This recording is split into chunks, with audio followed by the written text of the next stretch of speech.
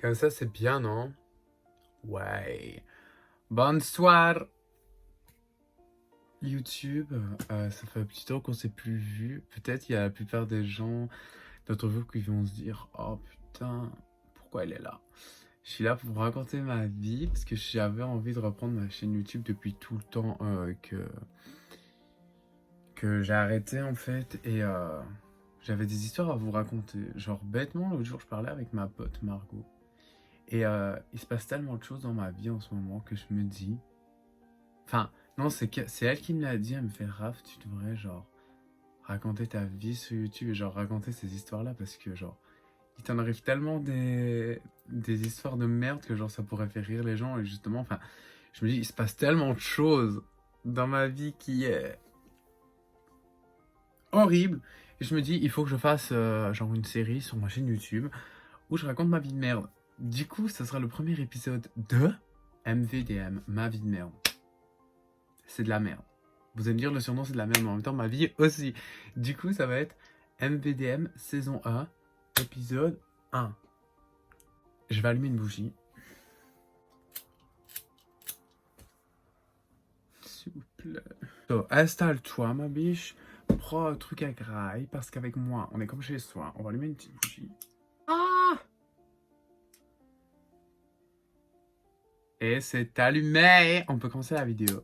Je vais la tenir comme ça. Non, c'est pas vrai. Je vais la mettre là. Comme ça, vous la voyez à la caméra. Et comme ça, genre, si ça tombe et que ça commence à brûler ma chambre, bah, vous pouvez me le dire. On boit la gorgée et on commence. Donc, today, je vais vous raconter, genre, mon coming out. Vous allez dire, pourquoi est-ce qu'il me raconte son coming out dans sa vie de merde, épisode 1, saison 1. Parce que, tout simplement, mon coming out, ça a été de la merde.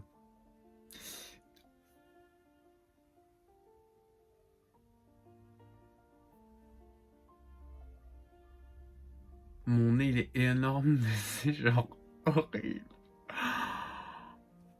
Mes tatouages là aussi. We're not gonna talk about it today. So, je vais vous raconter mon coming out. Donc, Raphaël avait 14 ans. Il était en école d'art en Belgique, dans une école qui s'appelle Saint-Luc, qui était une école assez sympathique dans laquelle il a pu s'épanouir, se faire tatouer, percer et devenir une grosse pute. Du coup, j'avais 14 ans et je vivais...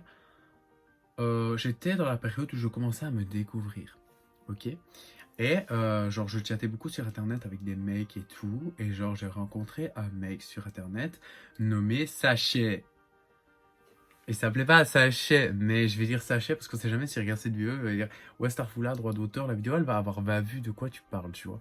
Donc voilà, on va l'appeler Sachet. J'avais rencontré Sachet et Sachet, il était trop lovely avec moi. Genre, c'était mon premier mec. Du coup, moi, j'étais trop en mode waouh, genre. C'est donc ça l'amour et tout. Genre, il faut savoir qu'avant, je me forçais à être hétéro comme la plupart des PD, genre, malheureusement, quand ils sont un peu plus jeunes. Et donc, du coup, je sortais avec des filles, mais genre, ça allait pas. Genre, je sortais avec et genre, j'étais en mode.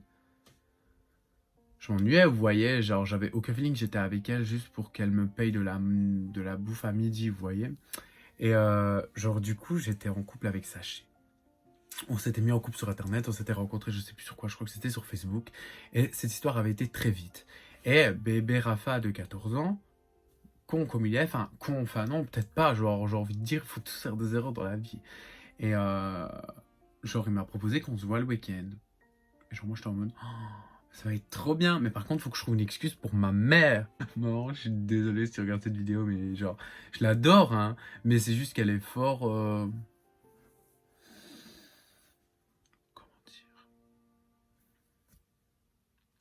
Je sais pas comment dire, mais genre elle est fort sévère, genre elle me nique ma race. Tous les jours, matin, midi, soir, matin, midi, elle me nique ma race.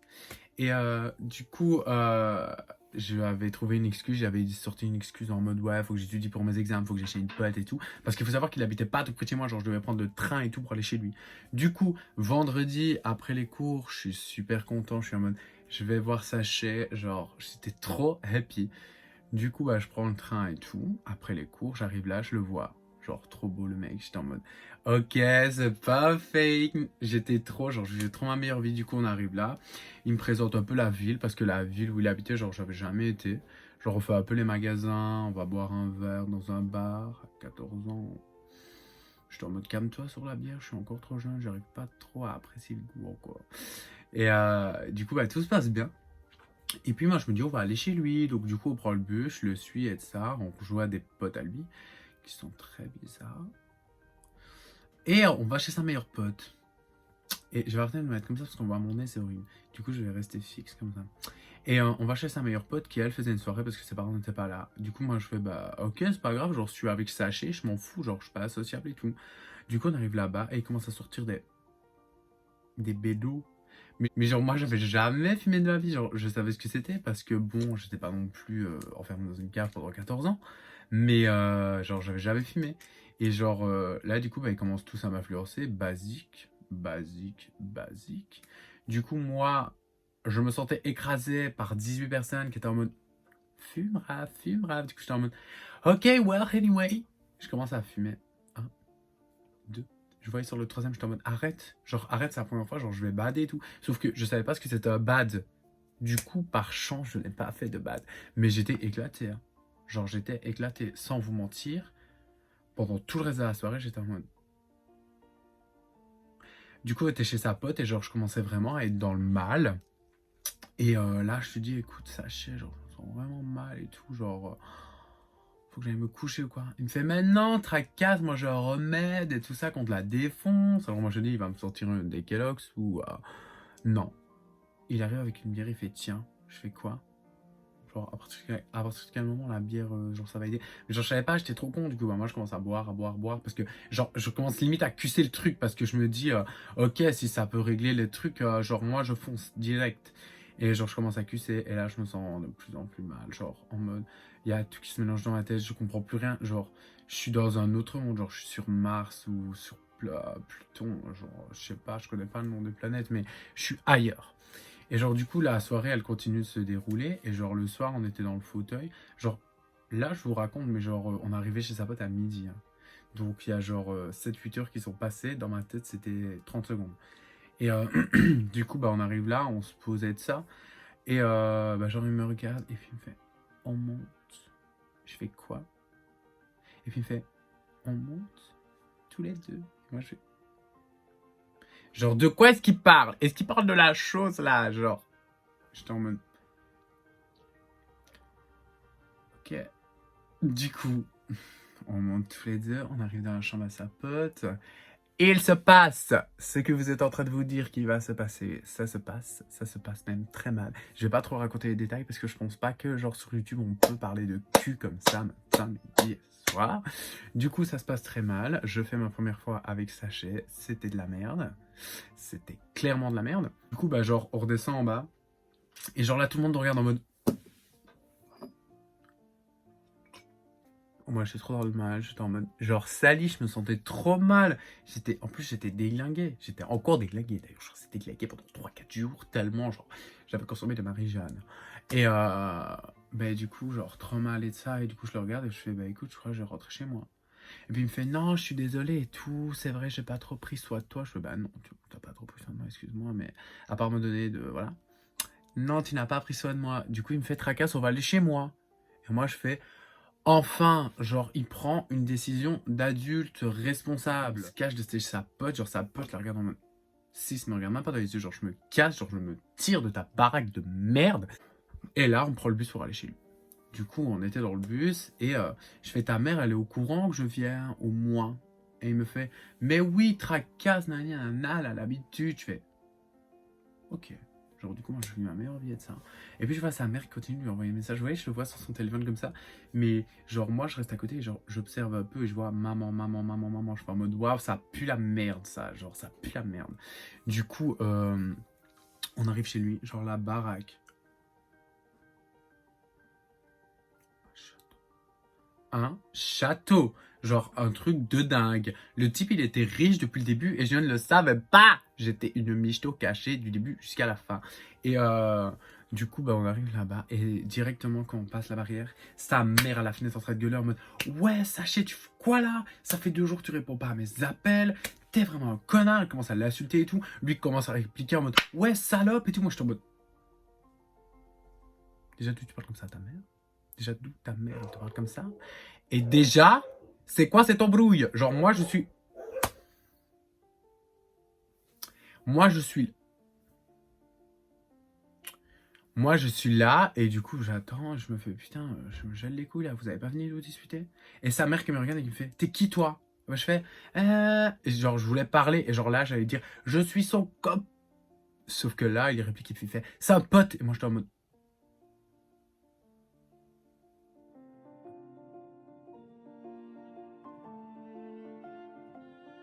pote. Ok. Du coup, là, je dis rien, je me recule un peu en mode me touche pas en fait, je te connais pas. Et là, sa mère qui fait maintenant, sachez, tu rentres. Et moi, bah, moi, j'y vais pour le suivre, logique. Et elle me fait non, toi, tu rentres pas. Je fais quoi? Je rentre pas. Je fais c'est une blague, allez. Du coup, je continue à avancer. Il me fait ouais, non, va vraiment falloir que tu rentres chez toi en fait. Parce que ma mère, elle est super sévère et tout.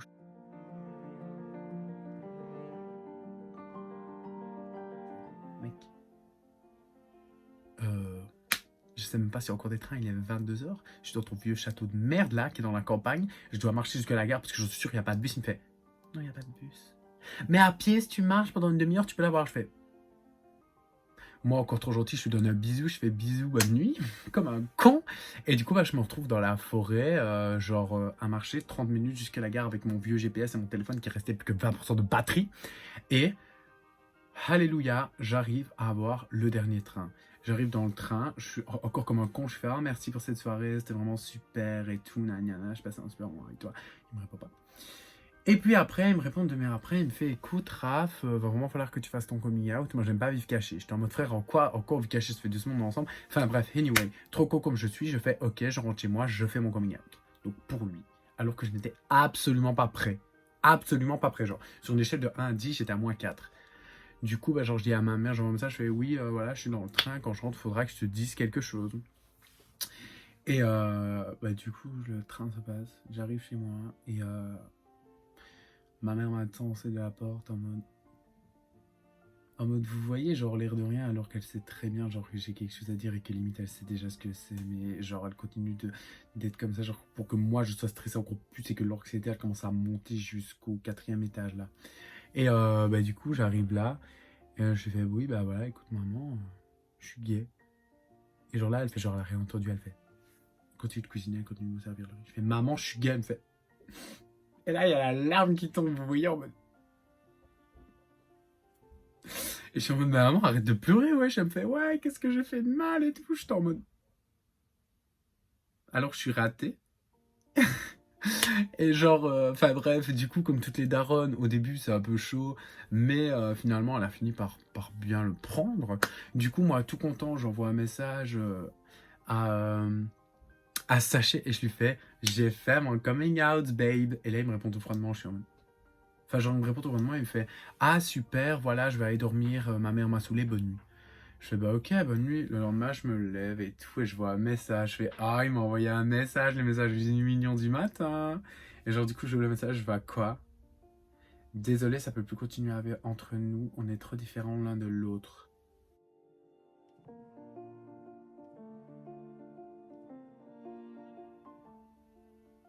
J'ai pris mon téléphone, je l'ai jeté à terre comme ça. J'ai fait. J'ai pleuré pendant 1 semaine, 2 semaines, 3 semaines, 4 semaines, un mois. Et puis après, je me suis dit que c'était qu'un fils de pute. Et que, en fin de compte, je m'en battais les couilles parce que si même j'ai vécu genre une histoire de merde, je veux me dire ça m'a fait des expériences et ça m'a permis de faire mon coming out. Si même j'aurais préféré choisir le moment dans lequel je le faisais, logique. Je parle pas français, je suis désolé, mais genre j'aurais préféré en gros choisir le moment, mais disons que au moins ça m'a fait faire mon coming out le plus tôt possible. Et après, bah, genre maintenant avec ma famille ça se passe très bien et tout. Et maintenant genre je raconte cette histoire, je rigole, hein. Mais en soi, c'était un peu traumatisant au début. Du coup, voilà, les amis, c'est la fin de ce petit épisode. Je sais pas pourquoi je fais comme ça vers la caméra. Et c'est la fin du premier épisode de Ma vie de merde, saison 1.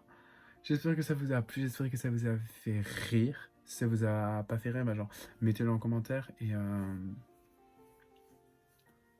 mettez pas, après je vais pleurer. Mais vous pouvez liker la vidéo et genre vous abonner si vous voulez voir d'autres épisodes et tout ça.